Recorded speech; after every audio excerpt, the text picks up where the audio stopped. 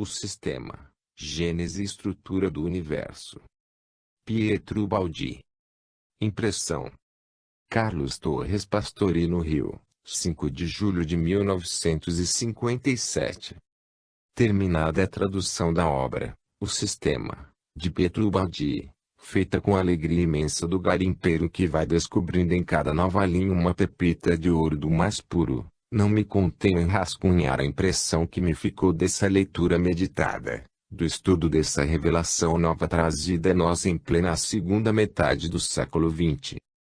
Desde a infância, o estudo desses problemas, através das obras da teologia católica, primeiramente, e mais tarde através das publicações oficiais do Espiritismo, do Protestantismo, da Teosofia, do Esoterismo, da Antroposofia, dos Rosa Cruzes, das obras mais antigas da Índia, do Egito e da China, o estudo de tudo isto deu-me uma impressão de incerteza e de tateamento, ou então de afirmativa sem bases no campo racional.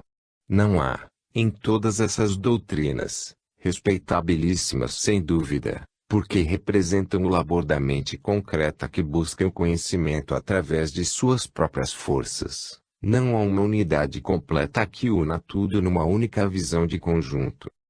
Por isso, através da leitura estudada e meditada da obra de Baldi, cheguei à conclusão de que o universo é de fato um todo único, cujo centro é Deus. E, completando a maravilhosa e inspirada grande síntese com o volume Deus e Universo, vislumbrei certos aspectos novos. No entanto, o segundo volume citado está demais conciso e alto, não me permitindo a parca inteligência, a compreensão total da grandiosidade ali exposta. Neste volume, entretanto, a explicação é cabal e acessível a todas as inteligências, mesmo as medianas, como a de quem está escrevendo, e as provas são de tal forma completas e irrespondíveis, que pouco haverá que acrescentar a isso, nessa época. Talvez mais tarde se possa dizer algo mais. Mas, no momento, não vemos o que acrescentar ao que aqui se encontra. O Sistema é um livro ótimo, lógico e claro. Trata-se, em minha insignificante opinião, de completo curso ou tratado de teologia cosmogônica, uma teologia nova, que vem cortar pela raiz todas as elucubrações puramente humanas, esclarecendo os pontos obscuros, revelando todos os mistérios incompreensíveis e inaceitáveis à mente odierna. As teologias antigas, que pararam no tempo e no espaço, por se terem tornado dogmáticas e não mais admitirem pesquisas, reagirão, sem dúvida, a esta intromissão em seu terreno. Mas a humanidade está em evolução perene, e não seria compreensível que a parte mais nobre e elevada da humanidade, que é o pensamento e a sabedoria, parassem nos séculos remotos, enquanto a parte inferior, material, estivesse, como está, progredindo a passos gigantescos. Nesse tratado teológico, encontramos um Deus perfeitamente aceitável por sua grandeza, ao invés daquele Deus mesquinho que trazia sempre bombons na mão direita para premiar e um chicote na esquerda para castigar, como qualquer capataz irritadiço e vulgar. Revela-nos uma finalidade à existência, ao invés de um paraíso de ociosidade inútil e egoísta, em que as criaturas ficarão por toda a eternidade gozando ao ver seus entes queridos sofrendo horrorosamente um inferno infindável. A teoria da queda e da reabilitação dos espíritos é tão lógica que temos a impressão que ela guiará o mundo espiritualizado de amanhã, esclarecendo os pontos obscuros e dando direção à evolução da humanidade, que hoje se debate em problemas sem solução. É um tratado de teologia nova e ao mesmo tempo um tratado de filosofia universalista unitária, que nos apresenta, como um todo único, um só corpo cuja cabeça é Cristo. O segurança de raciocínio jamais abandone o autor a especulações vazias, mas o leva a provas sólidas, em matéria difícil e complexa. É a única teoria que conhecemos, que pode satisfazer o intelecto, a razão e mesmo o coração, porque explica logicamente tudo o que se passa neste mundo. Filosofia, física, química, biologia, sociologia, moral, tudo é examinado conscienciosamente, com minúcias que esgotam o assunto, com inflexibilidade irrespondível, com segurança e acerto. A parte mais alta do livro Sistema é constituída pelo capítulo 20, quando o autor nos dá a terceira interpretação da visão.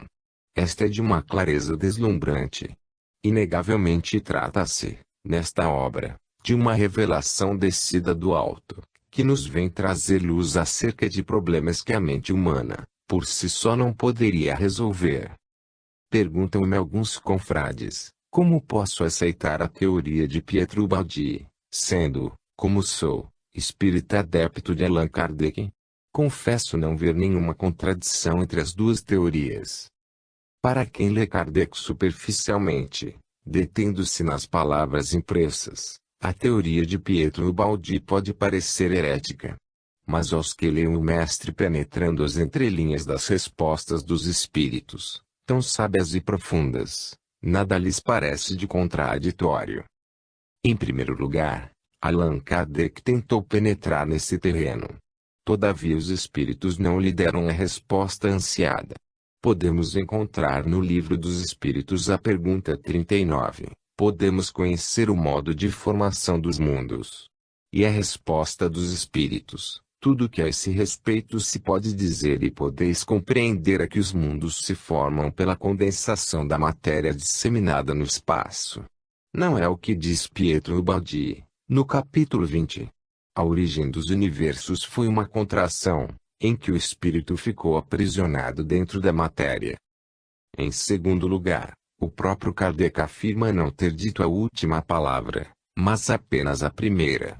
E que todas as teorias por ele trazidas deveriam ser desenvolvidas à proporção que a ciência progredisse. Em terceiro lugar, Allan Kardec preocupa-se com o problema da evolução, a partir da matéria primitiva, sem cogitar do que havia ocorrido antes. Ou seja, começa do mesmo modo em que a Bíblia e do mesmo ponto em que a grande síntese iniciaram o estudo, a subida evolutiva dos seres encarnados. Evidentemente, partiram todos da matéria, ou seja, dos átomos, cuja concentração formou os universos. Nesse ponto, o infinito negativo, o ponto de chegada da involução, a concentração máxima do espírito, era evidente que todos os espíritos eram simples e ignorantes. Pergunta 115. Entretanto, é evidente a confusão da palavra espírito, no sentido de princípio espiritual com o sentido de espírito humano. Mas as próprias respostas dos espíritos e Allan Kardec classificam a origem, pesquisada agora por Pietro Baldi, como um mistério. A origem deles é mistério. Pergunta 81. E pouco antes, quanto ao modo pelo qual nos criou e em que momento fez, nada sabemos. Pergunta 78. Dentro do próprio Livro dos Espíritos, contudo, encontramos em esboço muito rápido e leves pinceladas, a confirmação da teoria baldiana. Pergunta Kardec, de onde vieram para a Terra os seres vivos? Resposta: a Terra lhes continha os germes, que aguardavam um momento favorável para se desenvolverem. Os princípios orgânicos se congregaram, teoria das unidades coletivas, desde que cessou a atuação da força que os mantinha afastados. Pergunta 44. Não é o que diz Pietro Baldi. Mas, acima de tudo, está de pé a resposta à pergunta 540. No fim, é assim que tudo serve, tudo se encadeia na natureza, desde o átomo primitivo até o arcanjo, que também começou por ser átomo. Admirável lei de harmonia, que vosso acanhado espírito ainda não pode apreender em seu conjunto. Nada mais cremos seja precioso para provar que a teoria exposta por Pietro Baldi, em sua revelação, nada tem de contraditório com a doutrina codificada por Allan Kardec. Antes, vem completá-la e explicá-la, levantando o véu daquele mistério que, há um século, os espíritos julgaram oportuno deixar ainda envolvendo a origem da vida. Isto porque os homens daquela época ainda não podiam entender essa origem, pois a ciência não havia demonstrado que matéria é apenas a condensação da energia, e esta é descida das vibrações do espírito. A frase final da resposta à pergunta número 83 nos revela bem que Allan Kardec, incontestável mestre codificador, não pôde receber dos espíritos uma doutrina completa, porque o ambiente terrestre ainda não estava preparado. Lemos aí, é tudo o que podemos, por agora, dizer. Então, há mais coisas a dizer, mas não podiam ser ditas, tal como ocorreu quando Jesus disse a seus apóstolos: muitas coisas vos tenho a dizer, mas não as podeis suportar agora. João 16:12. Por que então condenaremos a teoria de Pietro Baldi, se ela sem contradizer nem Kardec, nem Jesus, vem trazer-nos luz a respeito de coisas que nenhum nem outro nas haviam revelado? O fato concreto, sob nossa vista, é que a teoria exposta mediante revelação e inspiração por Pietro Baldi satisfaz integralmente a todas as indagações científicas, psíquicas, filosóficas, teológicas e espirituais que possamos fazer-nos. Assim sendo, temos que lealmente aceitá-la, até prova em contrário, mas prova que traga argumentos e fatos, experimentações e demonstrações, e não apenas citações do Magister de Fichte. Hoje o método científico tem de prevalecer para satisfazer tanto a mente concreta quanto a abstrata, tanto a razão quanto a intuição, tanto a inteligência quanto a sensibilidade.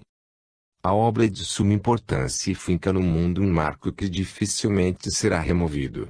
Poderá ser mais bem explicado e desenvolvido seu ponto de vista, poderá mesmo ser modificado em seus aspectos secundários. Mas o âmago do problema foi equacionado brilhantemente, e daí poderemos partir para posteriores e maiores pesquisas e buscas. Compete agora ao homem de amanhã essa parte. Mas este já encontrará uma base onde se apoiar, um alicerce sobre o qual poderá erguer novos edifícios. E era isto, justamente, o que faltava à humanidade de hoje, que nada podia edificar em terrenos movediços de mistérios, sobre abismos sem fundo de desconhecimentos confessados. Tudo, dentro da relatividade humana, foi explicado em termos científicos e lógicos.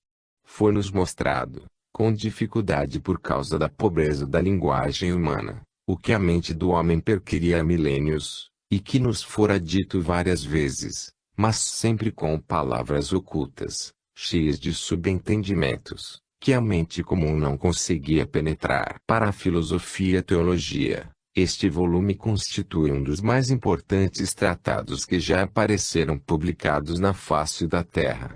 É uma luz nova que se levanta no horizonte, um novo sol que vem iluminar as mentes e aquecer os corações, sequiosos de sabedoria e de amor.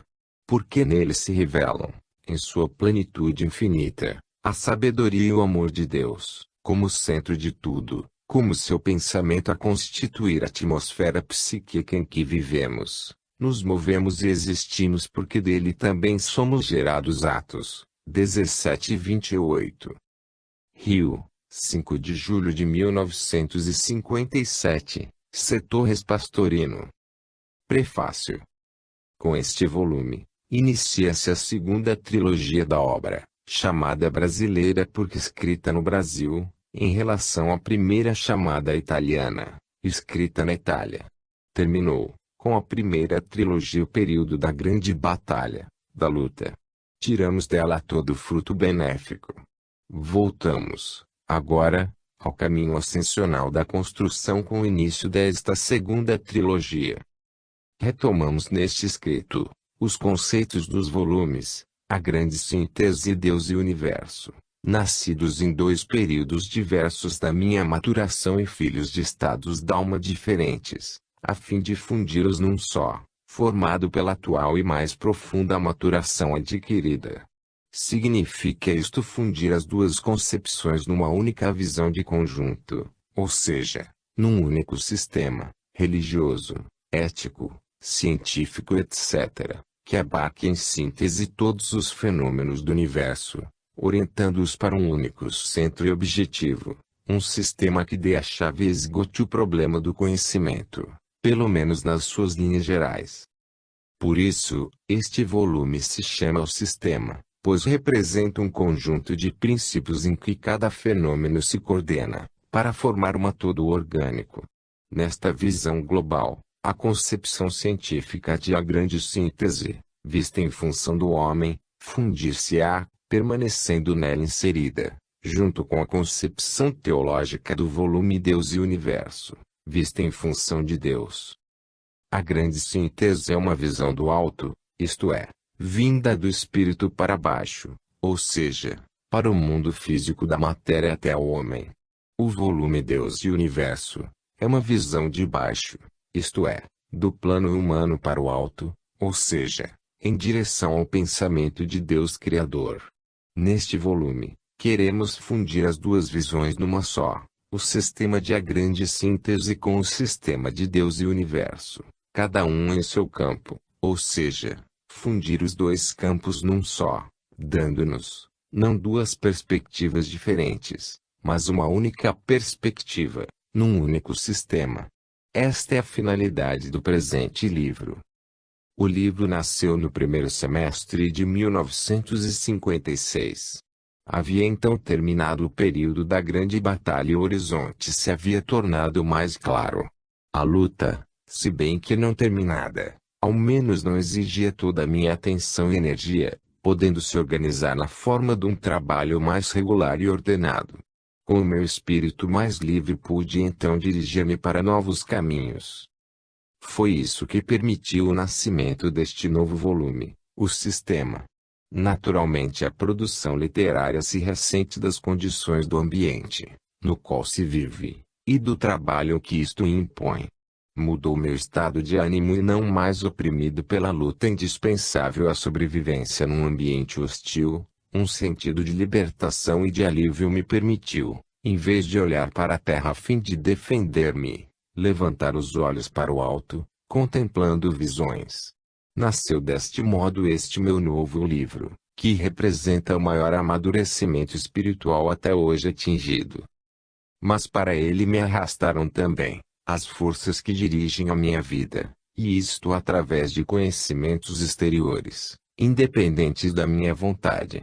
O volume Deus e Universo foi honrado, na primeira metade de 1956, com discussões na imprensa brasileira. As observações feitas chamaram de novo a minha atenção para aquele argumento, que eu esquecera durante a luta. Ao mesmo tempo, essas forças me prepararam, sem que eu soubesse, um curso que em 1956 dei em São Paulo e, depois, outro no Rio, e mais um terceiro, em Santos, exatamente sobre o tema, Gênese e Estrutura do Universo, tema do volume Deus e Universo.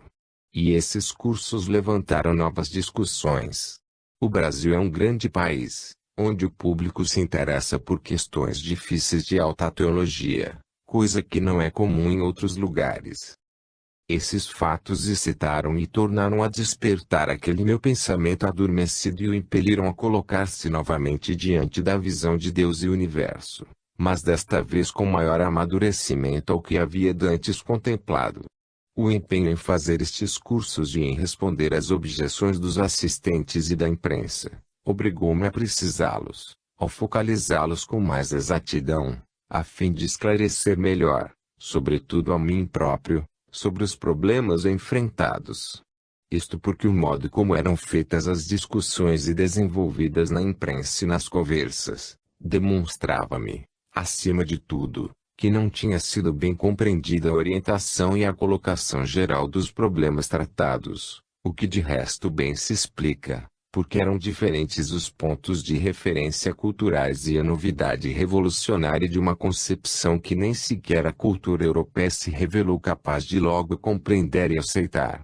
É evidente que uma tal visão, de dimensões cósmicas, não podia ser reduzida a medir-se e a ser julgada pela média comum, nem podia ser reduzida a enquadrar-se nos limites desta ou daquela doutrina. Assim o homem, mesmo partindo de religiões diferentes, teve um comportamento igual diante de a grande síntese de Deus e Universo. Não discutimos os julgamentos, que respeitamos porque correspondem à necessidade de defender patrimônios espirituais já adquiridos.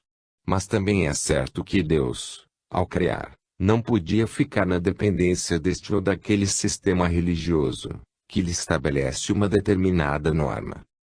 De tudo isso nasceu a necessidade de esclarecer ainda melhor como se desenvolveu o processo da criação, enfrentando novamente, com métodos inspirativos, já que não existem outros de observação direta, e dos quais já demonstramos o valor como métodos de pesquisa, estes, aliás, completados e controlados pela lógica e pela razão.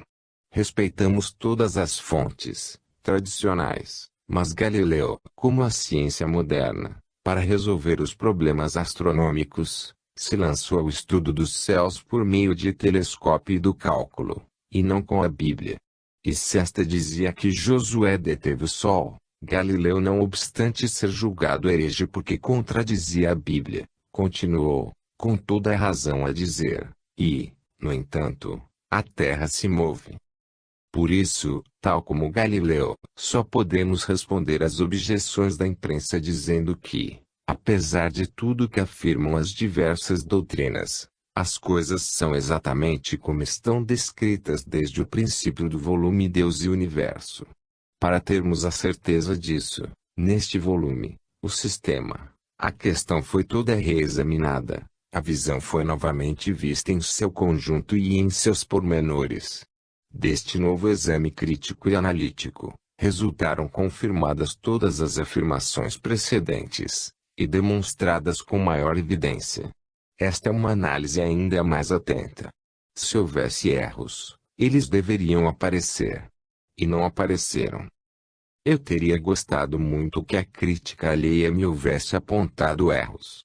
Mas, tal como ocorreu na Itália, com a condenação de A Grande Síntese, a crítica limitou-se não a ver se a teoria era verdadeira ou falsa à luz da lógica e dos fatos, mas apenas a ver se ela correspondia a uma unidade anterior de medida, dada pela medida da própria doutrina.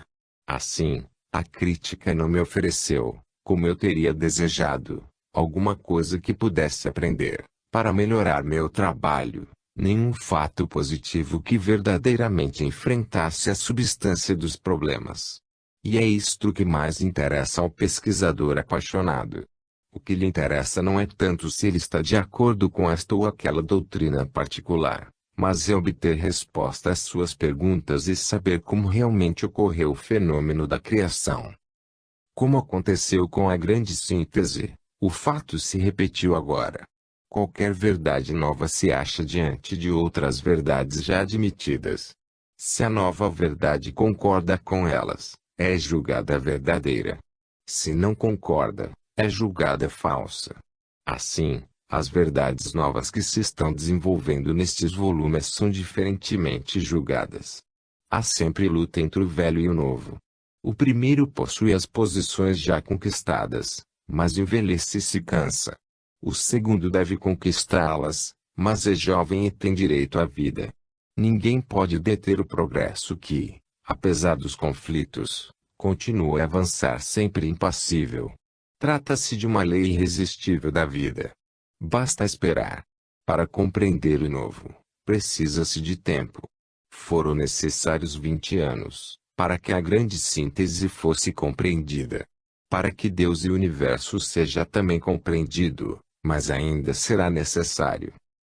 No momento, só uma poderia ser a resposta às discussões sobre o volume Deus e o universo, a que foi dada as que se fizeram sobre o volume A Grande Síntese. Não renegar, mas reafirmar, porque havia sido feito um estudo profundo do problema, tendo sido encontradas novas confirmações. Por isso, tudo se reduz a explicar ainda melhor, cada vez mais clara e evidentemente, até que se compreenda. A única dificuldade que pode surgir como causa de dissensões, é não se haver explicado bastante. O remédio diante de qualquer condenação é apenas o de insistir, explicando sempre mais claramente.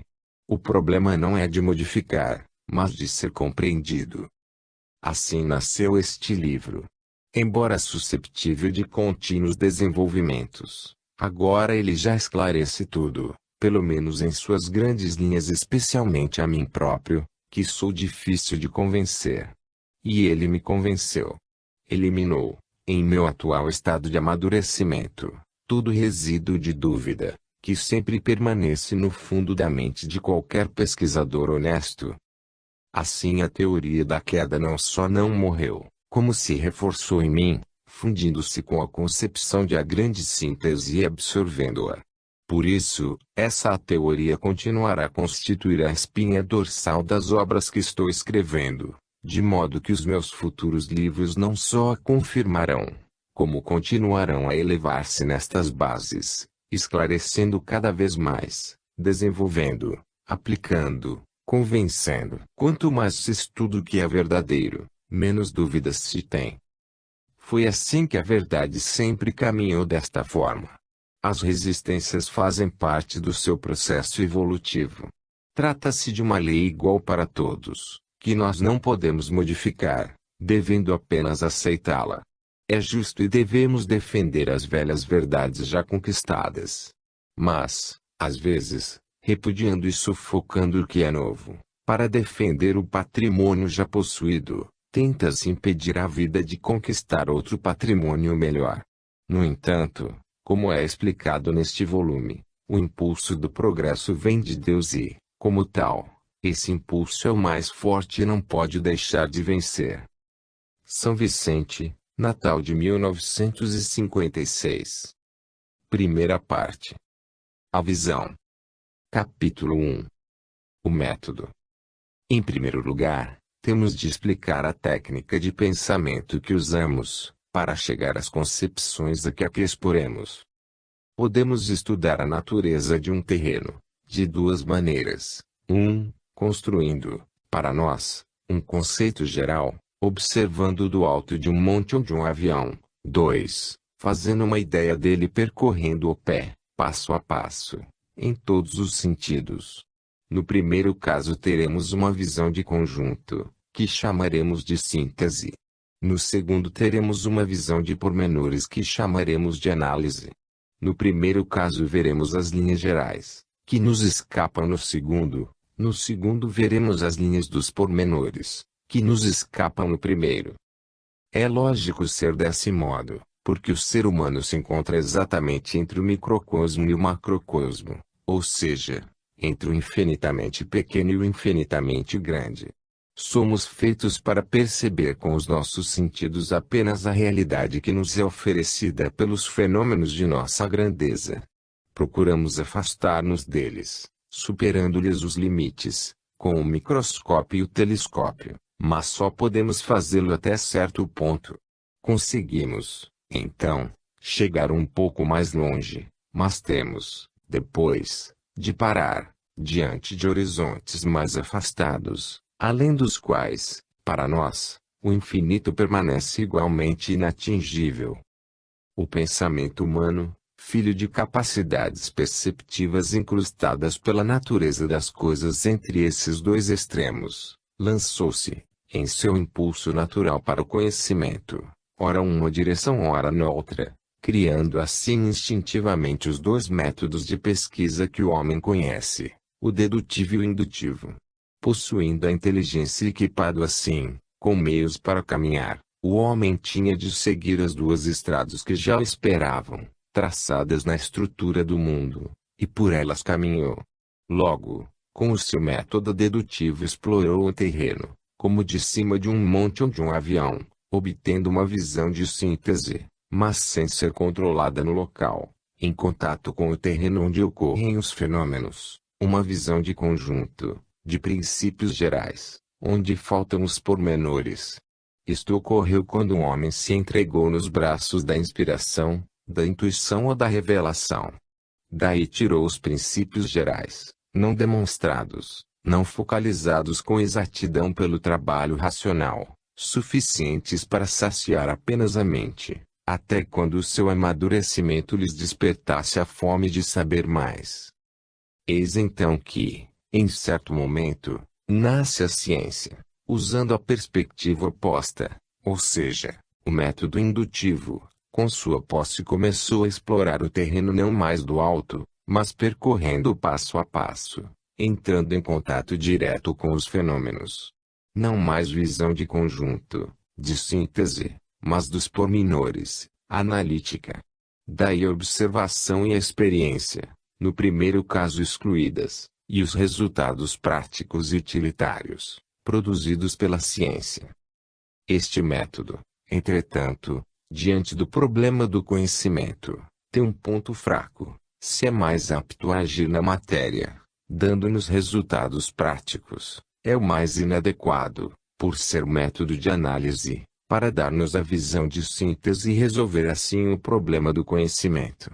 Sucede então que, em pleno século de ciência positiva, como o nosso, voltamos a confiar no gênio dos grandes matemáticos, os quais, por abstração, não só trabalho de lógica, mas também de intuição, conseguem elevar-se acima do mundo fenomênico, daí trazendo a visão de conjunto, que a ciência positiva, com seu método experimental, não consegue alcançar.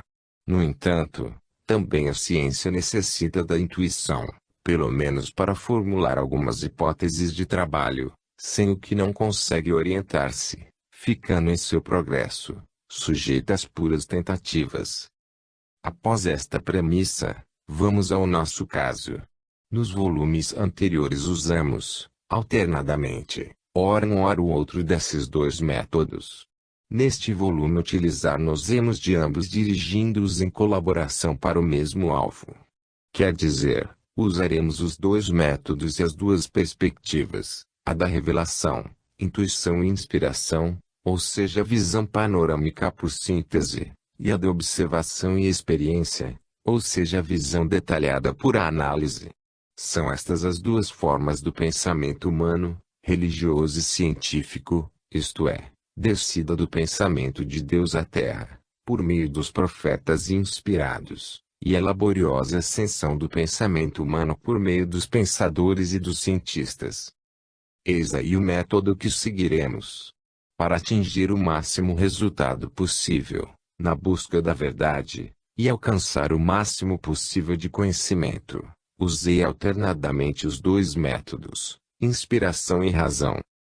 Começo, assim, enfrentando o problema com a visão panorâmica, do alto, ou seja, com a inspiração.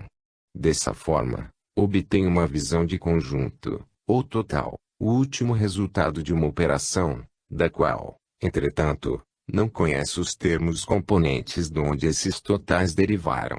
Faltam os pormenores, as provas, o controle racional, para esses resultados serem aceitáveis no plano lógico, a fim de que resultem demonstrados, de acordo com a forma mental do homem moderno.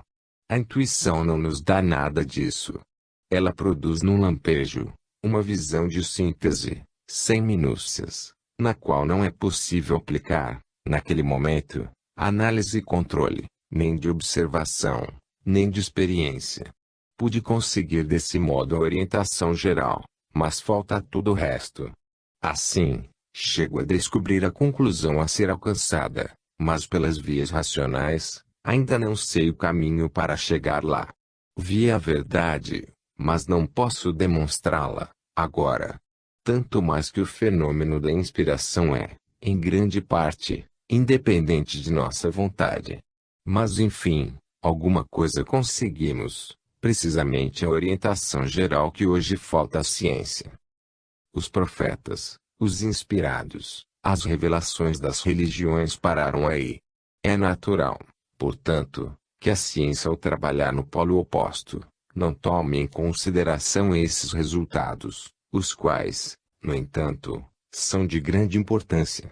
Ela não deveria tê-los rejeitado, mas antes tomado para examinar e dar-lhes uma explicação, pelo menos uma hipótese de trabalho, que pudesse, mesmo provisoriamente, preencher a sua falta de orientação quanto aos problemas máximos do conhecimento.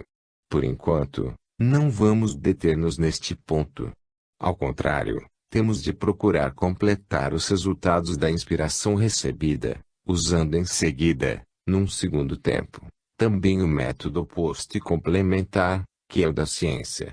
Devemos, assim, descer do monte ou do avião, ao nível do terreno e percorrê-lo todo a pé, observando de perto. Isto procuramos fazer em vários volumes, onde retomamos os temas da inspiração para desenvolvê-los racionalmente, controlando-os com a observação e a experiência. Guiados pela inspiração recebida, maior é a nossa orientação, e não vamos explorando ao acaso, mas, pelo contrário, seguimos direções precisas, porque sabemos, mesmo antes de vê-los, que lá existe um rio, um bosque, uma rocha, um terreno diferente. Com o mapa geral do solo, obtido com a perspectiva do alto, reduzir-se-á o nosso trabalho apenas à análise dos pormenores, em vista de a visão sintética estar diante de nossos olhos, nos orientando. Com esse mapa nas mãos, não temos o trabalho de fabricar outro para orientar-nos e podemos, pois já estamos orientados, concentrar toda a nossa atenção no estudo das minúcias. Infelizmente, a ciência se acha em outras condições. Ela não tem nas mãos o mapa geral do terreno, para fazer as suas pesquisas. Acha-se diante de um número infinito de pormenores, e o fato de estar obrigada, através deles, a chegar à reconstrução de uma visão de conjunto, constitui uma dificuldade por vezes insuperável, pois em nosso universo, como veremos, a unidade do todo foi pulverizada na infinita multiplicidade fenomênica. Por isso, ela é obrigada a limitar-se a sondagens parciais, denominadas hipóteses. Estas, controladas mais tarde pela observação dos fatos, são definitivamente aprovadas como teorias aceitas, representando apenas sínteses parciais, limitadas a campos restritos ou aspectos da verdade global. Assim, tudo permanece fracionário, cobrindo apenas estreitas faixas do terreno. No conjunto, tudo fica desorientado, justamente porque falta o meio para alcançar uma visão de síntese, coisa que a análise, por sua natureza, é incompetente para nos dar. Dessa forma, se a ciência é o meio mais adequado para produzir resultados de caráter material, mostra-se mais inepta para produzi-los de valor espiritual. Isto porque, estando ela situada na multiplicidade dos pormenores fenomênicos, no terreno das formas e dos efeitos, no polo oposto do centro unitário da divindade, da qual desce a revelação, mostra-se por sua natureza, a mais incompetente para alcançar resultados unitários de síntese, ou seja, visão geral, única que pode resolver os problemas máximos e dar-nos o conhecimento. Fica-lhe, dessa maneira, vedada a função de orientação, que compete, pelo contrário, à inspiração, como esta é vedada a função do conhecimento analítico, que compete à ciência. Mesmo em relação ao nosso caso, temos de fazer estas referências contínuas ao estado atual do pensamento humano, pois o nosso deve também orientar-se em relação a ele e a sua atual fase de desenvolvimento. Procuramos, assim, não permanecer unilaterais, como as religiões de um lado e a ciência de outro, acreditando cada uma ter a sua perspectiva particular, suficiente para abarcar a verdade toda. Em vez de completar-se, como é necessário entre coisas complementares, a fé e a ciência têm procurado excluir-se, condenando-se uma a outra. Procuramos, por isso, evitar esse erro de unilateralidade, fundindo os dois métodos, sem nos fecharmos em barreiras preconcebidas, nem num nem no outro polo. Sempre há alguém para compreender cada vez melhor, ou, seja, para alcançar o conhecimento, se, em vez de uma, dispõe-se de duas perspectivas ao mesmo tempo, a sintética e a analítica. Aí está, portanto, o que será e é, de uma maneira geral, o nosso trabalho no segundo momento. Quando já houvermos registrado, por escrito, os resultados da inspiração e tiver cessado o lampejo, do qual derivam aqueles conceitos, então cessa de funcionar a intuição, e voltamos ao estado normal. É como se descêssemos do monte ou do avião. Aí, então, Começamos a andar a pé, no chão, passo a passo. Tornamo-nos, dessa forma, investigadores comuns, que observam e experimentam. Estamos, então, fora do mundo da revelação e da fé, penetrando no da pesquisa e da ciência. Usamos, agora, a forma mental, não mais a de quem crê, mas a de quem duvida. As atitudes e as perspectivas invertem-se. Não se abre a alma de Deus, mas buscam-se provas, entrando na fase de controle racional da intuição. O nosso pensamento põe-se a funcionar com engrenagens diferentes, pondo-se em relação diferente com o existente, não mais de espírito, interior, por visão, mas de sentidos, exterior, por contato material. Entro pois nesta segunda fase retomando o pensamento já atingido pela inspiração e o analiso. Eu mesmo procuro as provas, com os meios racionais e culturais, porque só quando tiver transformado o pensamento intuitivo, nesta segunda forma, então poderei apresentá-lo aos modernos homens da ciência, os quais só tomam a sério o pensamento quando este se apresenta assim revestido. Nesta segunda fase, não é mais a inspiração que trabalha, mas apenas as forças da minha pequena inteligência humana. Não vou, mas caminho a pé, e a cada passo toco a terra e tudo em meu redor. Tenho de fazer, então, pesquisas, e quando me falta o conhecimento de alguma coisa, devo procurá-la e encontrá-la nos livros científicos. Entretanto, esta não é a investigação comum, da qual se diferencia. Não se realiza por tentativas, mas segue uma orientação conhecida, não se encontrando nos livros. Quem já está orientado por sua conta, sabe o que quer achar, do que é dito pela ciência, sabe o que deve e o que não deve aceitar. Nesta pesquisa, não me submeto à orientação dada pelos livros. Ela já me foi dada pela inspiração e só esta me pode dar. A ciência eu peço apenas o fato, o fenômeno que não está em minhas mãos, o qual a ciência conhece bem, porque é a ciência dos fatos e dos fenômenos. Peço-lhe apenas os pormenores, pertencentes à sua análise, e não fornecidos pela visão sintética de conjunto. Quis explicar tudo isto, também para afastar o mal-entendido que a meu respeito tem ocorrido no Brasil. Fui aqui qualificado de médium, o que neste país tem o significado geral de receber, neste caso, mensagens escritas e fragmentárias, quase nunca um tratado sistemático e completo, proveniente de determinadas entidades, que quase sempre foram humanas, e tudo isso, em estado de inconsciência, em estado de transe.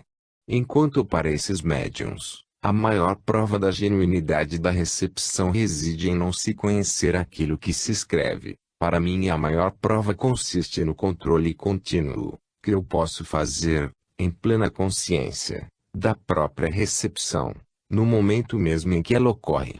No meu caso, a passividade do transe não é uma virtude, mas um defeito que deve ser evitado, se eu não perceber, em plena lucidez, os conceitos que estou recebendo. Seria apenas uma máquina cega, passiva e irresponsável, e não poderia distinguir os conceitos inspirados, dos que não são. Tenho de tomar parte no trabalho com a minha contribuição pessoal, que a seguir deve controlar os resultados obtidos pela inspiração, verificando se são genuínos, submetendo-os ao exame da razão e da cultura, baseando-os em provas, traduzindo-os para a linguagem científica moderna. Trabalho sério e árduo, exigindo disciplina intelectual e certo conhecimento da arte de saber pensar.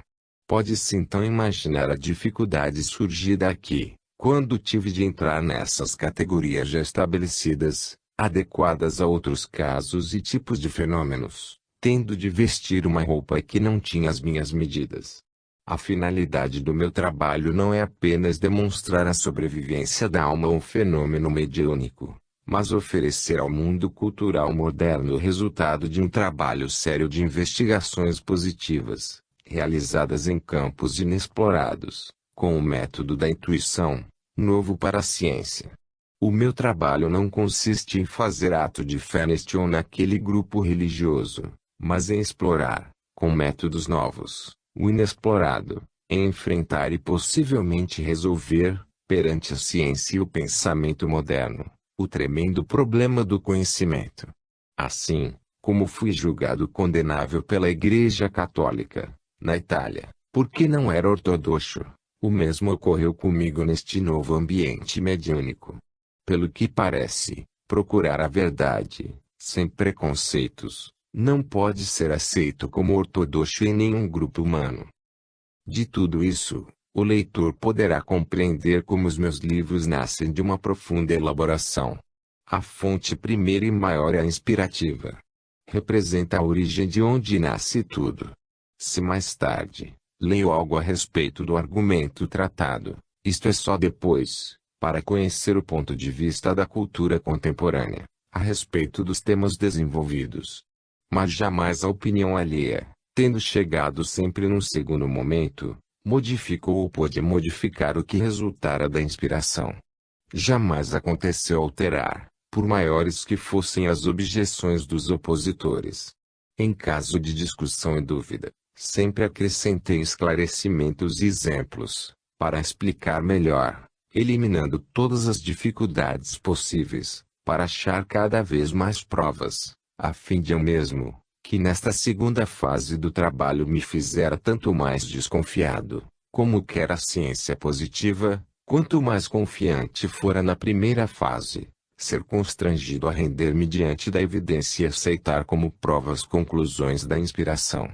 Trabalho útil, porque havendo-me colocado no estado psicológico do homem mais desconfiado e refratário, tive de achar tantas provas até ficar esmagado e convencido. Quis eu mesmo colocar-me num estado de descrença tal, que não houvesse mais lugar para descrença alheia. Compreendida a gênese do pensamento a ser aqui seguido, vamos proceder à exposição dos princípios fundamentais do sistema. Tudo em nosso mundo se baseia numa contraposição de conceitos opostos, que se completam como dois polos do ser. São contrários, mas só podem existir um em função do outro. Lutam, mas justamente na luta se escoram mutuamente, e um não pode dispensar o outro. Ora, tudo isso é dado pelo primeiro modelo sistema, antissistema, modelo que aparece reproduzido em todas as formas do ser. Todo o nosso modo de conceber depende desse fato. Assim a afirmação nasce da contradição, e só podemos afirmar enquanto existe o termo oposto da negação. Por isso, e a negação que conduz à afirmação, e é a afirmação que implica a possibilidade da negação. Acontece então que não sabemos conceber o infinito e o absoluto senão como estado inverso ao nosso estado de finito e relativo. De modo que o conceito que, em nossa posição de antissistema, conseguimos formar do sistema, é para nós, negativo, é assim em relação a nós, apesar de tratar-se da coisa mais positiva que pode existir.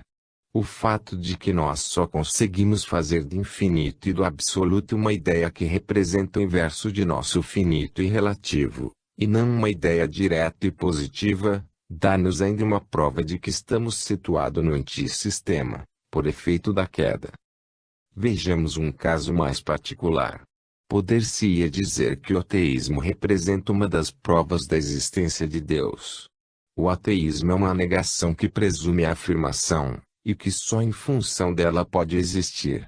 A negação não só presume e prova a afirmação, como faz parte de dois conceitos que se condicionam reciprocamente, de modo que um não pode existir senão em relação ao outro. Há mais ainda, porém.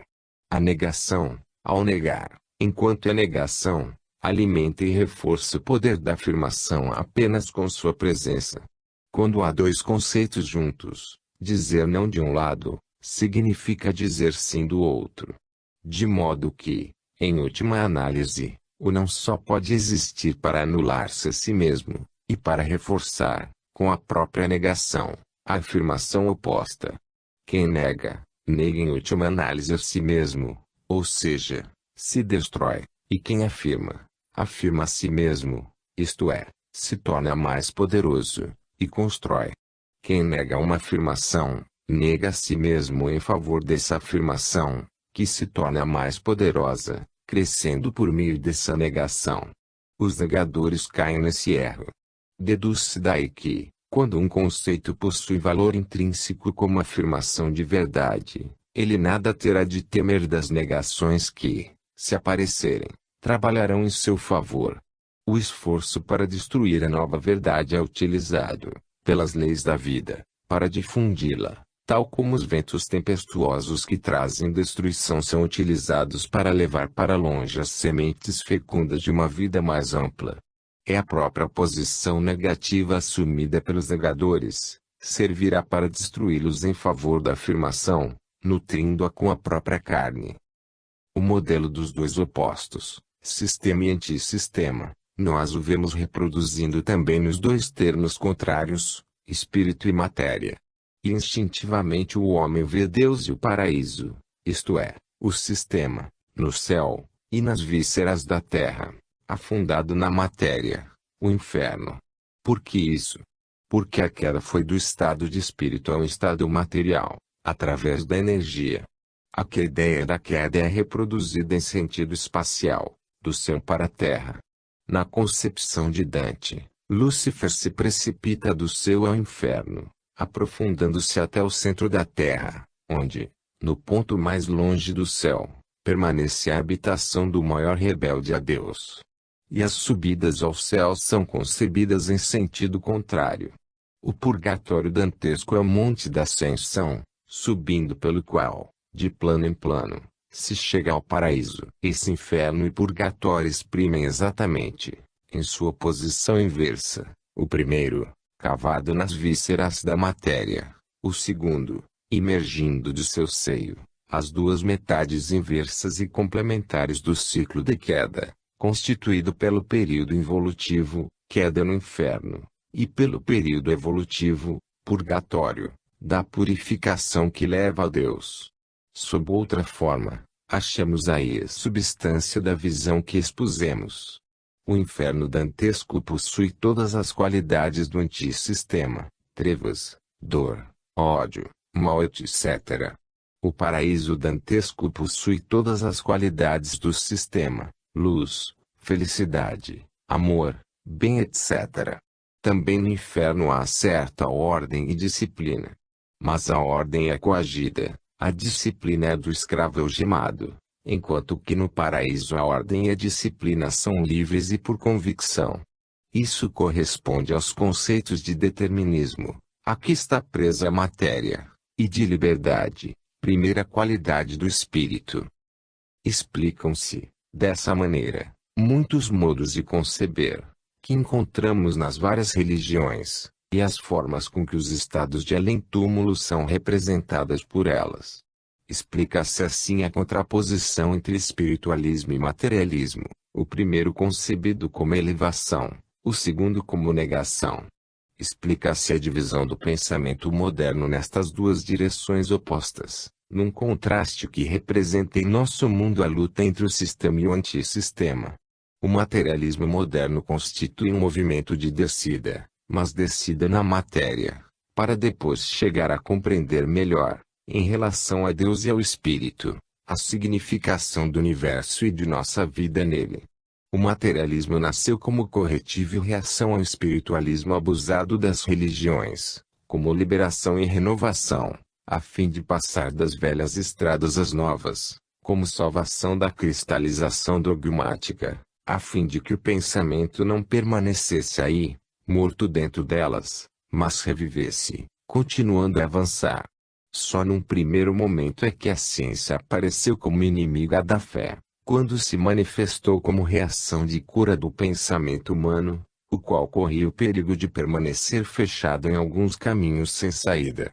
Mas depois a ciência materialista não podia evitar de caminhar, de iluminar-se mais, de construir, porque observando honestamente os fatos e os fenômenos, tinha que encontrar-se com o pensamento de Deus que os dirige, e chegar a ouvir a voz de Deus que fala neles. Pôde assim aparecer a verdadeira função positiva criadora, própria desse regresso à matéria, ou seja, a de poder tomar um impulso mais forte, a fim de poder ascender mais para o alto, no caminho da evolução para o espírito. Fato que só agora começa a delinear-se, mas que representa o verdadeiro sentido, o valor e o futuro da ciência. Capítulo 2. Deus e Criação. Para tornar a exposição compreensível à forma mental comum, tive de exprimir, em a grande síntese em Deus e Universo, a concepção sintética da primeira visão intuitiva, por graus e por concatenação de desenvolvimento lógico. Assim, para torná-la mais compreensível, a visão sintética foi expressa analiticamente. Sigamos agora o processo inverso expondo os conceitos na forma em que realmente me apareceram, isto é, num primeiro momento como síntese ou visão de conjunto, e só num segundo momento, como controle racional e exposição de provas, pondo-nos em contato com a realidade dos fatos. Dessa forma, podemos colocar como atual ponto de partida, o que daqueles livros era, ponto de chegada. Assim, teremos logo diante dos olhos o quadro geral do sistema completo, de acordo com a perspectiva panorâmica obtida, observando-o do alto. Desceremos, depois, num segundo momento, ao nível do terreno, para percorrê-lo a pé, trabalho que nos permitirá verificar, tocando de perto a realidade, que a visão de conjunto corresponde aos fatos. O nosso ponto de partida será, pois, o capítulo final, intitulado Visão Sintética do volume Deus e Universo. Naquela visão, de máxima amplitude, que até agora conseguimos por intuição, enxertaremos a outra visão, menos vasta, porém mais próxima, a de a grande síntese. Os conteúdos dos dois volumes estarão, pois, fundidos aqui numa única concepção, que nos dará, num só golpe de vista, a visão de todo o sistema. O nosso trabalho é, agora, o mesmo da minha primeira fase de recepção por inspiração, ou seja, abrir os olhos e ver. Depois, num segundo momento, faremos um outro trabalho, o de analisar, para compreender racionalmente. Desta maneira, fazendo o leitor seguir o mesmo caminho que segui, procuro dar-lhe a sensação viva do fenômeno como eu mesmo vivi. Então, num primeiro momento, somos apenas seres sensibilizados, dotados de uma visão interior, observando nossas percepções, sem exercer nenhum controle racional a fim de saber se correspondem aos fatos e à razão pela qual devam ser como nos aparece. Só mais tarde serão enfrentados esses quesitos, dando-se-lhes resposta. Então, como ponto de partida teremos os totais da operação que nos chegaram de forma sintética, para os analisar, buscando os seus termos constitutivos, por meio dos quais poderemos novamente alcançar aqueles totais, mesmo usando a forma mental moderna. Coloquemos, então, agora, as conclusões, para depois proceder à sua análise.